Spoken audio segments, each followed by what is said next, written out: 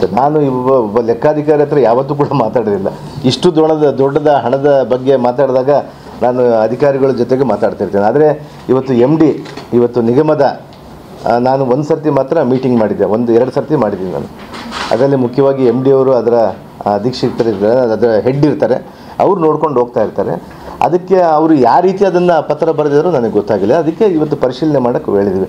ಒಬ್ಬ ಸಚಿವರು ಹೇಳಿದ್ದಾರೆ ಅಂತೇಳಿ ಹೇಳ್ತಾರೆ. ಆದರೆ ಸಚಿವರು ಹೆಸರು ಮೆನ್ಷನ್ ಮಾಡಲಿಲ್ಲ, ಸಚಿವರು ಅಂತೇಳಿ ಹೇಳಿದ್ದಾರೆ.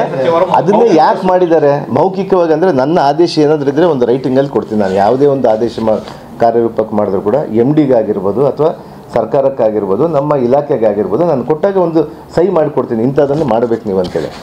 ಇದನ್ನು ಬಿಟ್ಟುಬಿಟ್ಟು ನನ್ನ ಗಮನಕ್ಕೆ ಬಾರ್ದೇ, ಸಚಿವರ ಗಮನಕ್ಕೆ ಬಾರ್ದೇ ಮತ್ತು MD ಅವರು ಹೇಳ್ತಾರೆ ನನ್ನ ಗಮನಕ್ಕೂ ಬಂದಿಲ್ಲ ಅಂತ ಹೇಳ್ತಾರೆ. ಅವರು ಈಗಾಗಲೇ ಕೂಡ ಕೂಲಂಕುಷವಾಗಿ ಇವತ್ತು FIR ಮಾಡಿದ್ದಾರೆ, ಪೊಲೀಸ್ ಠಾಣೆಯಲ್ಲಿ ಕೂಡ ಈಗ FIR ಕೊಟ್ಟಿದ್ದಾರೆ. ಇವತ್ತು ಅದೇ ಅವರು ಯಾವ ರೀತಿ ಅವರು ಬ್ಯಾಂಕರ್ಸ್ ಮೇಲೆ ಕೊಟ್ಟಿದ್ದಾರೆ, ಅದನ್ನು ಯಾವ ರೀತಿ ಮಾಡಿದ್ದಾರೆ ಅಂತೇಳಿ ಪರಿಶೀಲನೆ ಮಾಡ್ತಾ ಇದ್ದೀವಿ.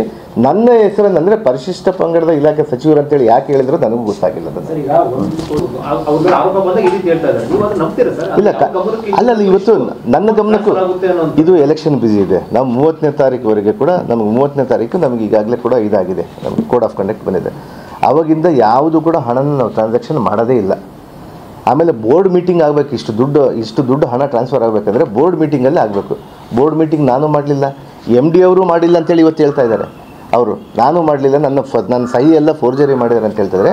ಅದಕ್ಕೆ ಇವತ್ತು ವರದಿ ತರಿಸ್ಕೊತಾ ಇದ್ದೀವಿ. ಇವತ್ತು ಕೂಲಂಕುಷವಾಗಿ ಇವತ್ತು ನಮ್ಮ ಅಧಿಕಾರಿಗಳು ಮಾಡ್ತಾ ಇದ್ದಾರೆ.